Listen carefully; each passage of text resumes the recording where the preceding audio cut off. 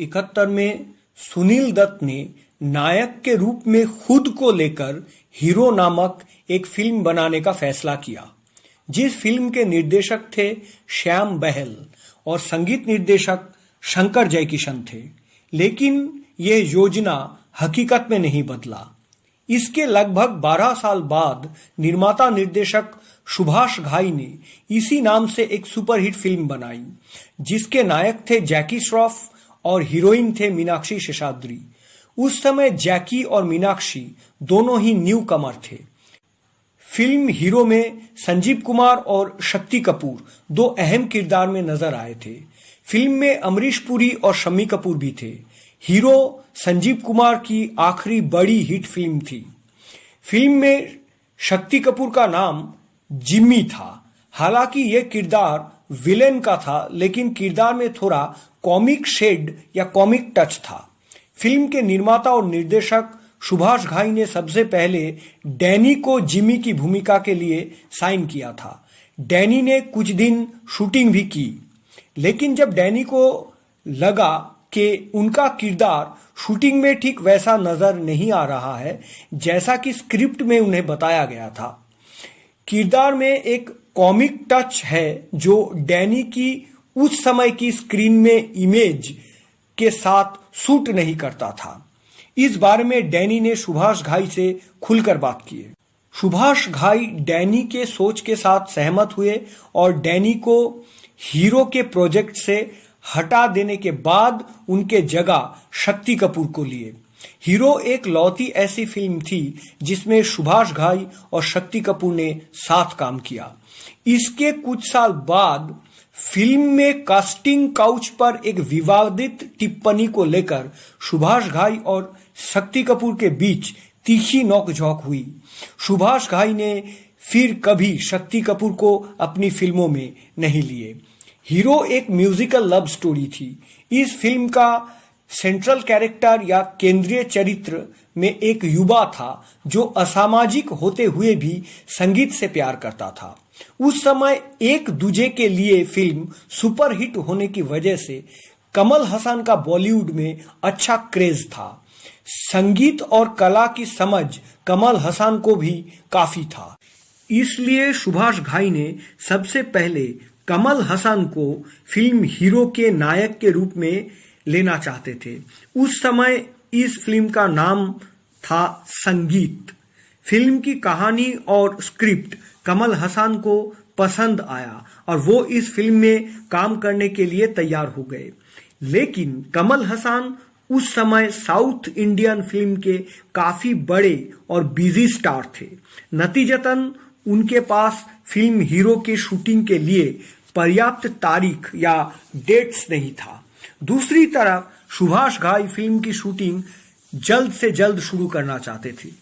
Dates की समस्या के कारण सुभाष घाई ने आखिरकार कमल हसन को इस मूवी में लेने का विचार छोड़ दिए।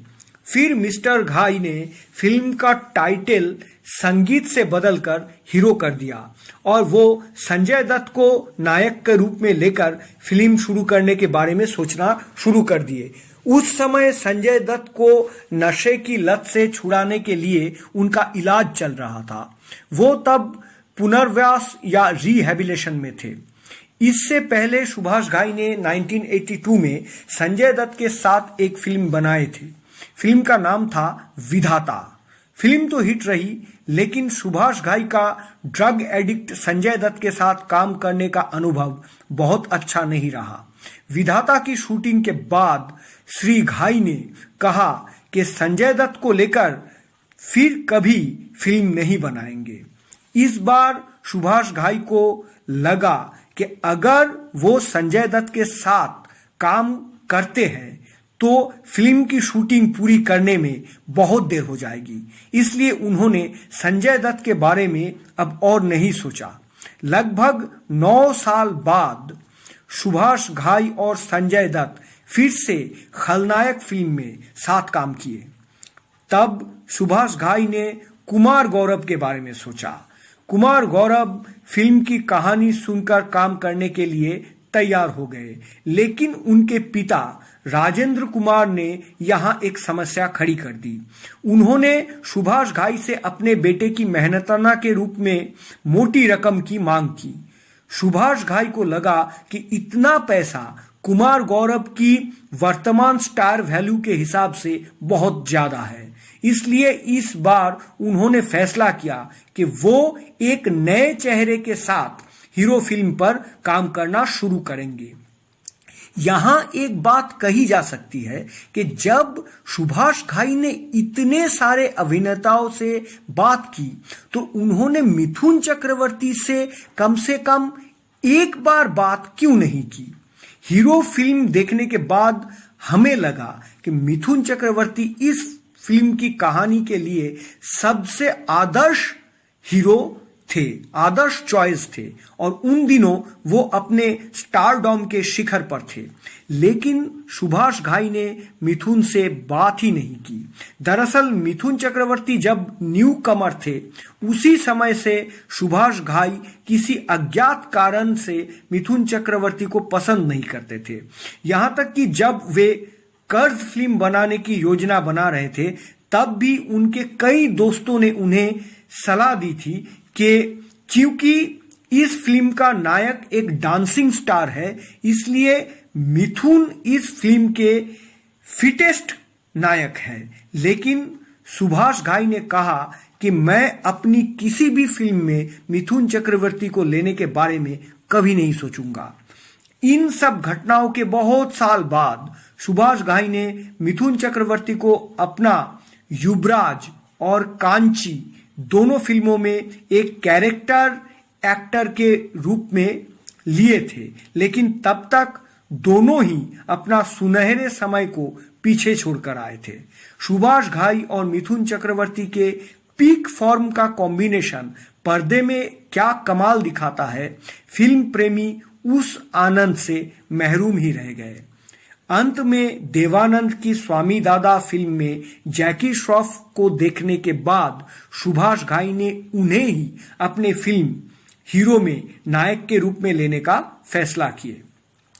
सुभाष घाई ने सबसे पहले मुनमुन सेन को फिल्म हीरो की हीरोइन के रूप में सोचा था, लेकिन मुनमुन सेन ने सोचा कि जैकी श्रॉफ जैसे एक नए कलाकार के साथ काम करने से उनका करियर खराब हो सकता है। तो उन्होंने पूछा कि हु इज जैकी श्रॉफ, ये जैकी श्रॉफ कौन है।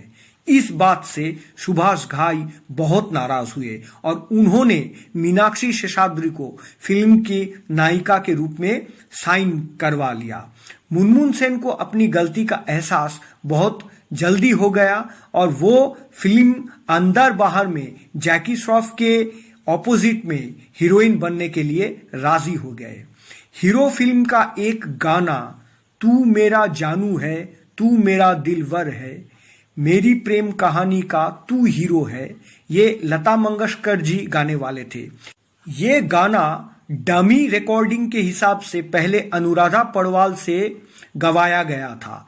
अनुराधा पौडवाल के आवाज में ये गाना सुनने के बाद लता मंगेशकर ने उसी आवाज को फिल्म में रखने के लिए लक्ष्मीकांत प्यारेलाल और सुभाष घाई जी को सलाह दिए। जिस समय फिल्म हीरो बनी थी उस समय फिल्मों के माध्यम से प्रोडक्ट का प्रमोशन या प्रचार करना बहुत कम होता था। एस्कॉर्ट ग्रुप ने इस फिल्म के जरिए अपने नए बाइक राजदूत 350 का प्रमोशन किया। 1983 से 1985 एस्कॉर्ट ग्रुप भारत में राजदूत 350 मॉडल का उत्पादन किया।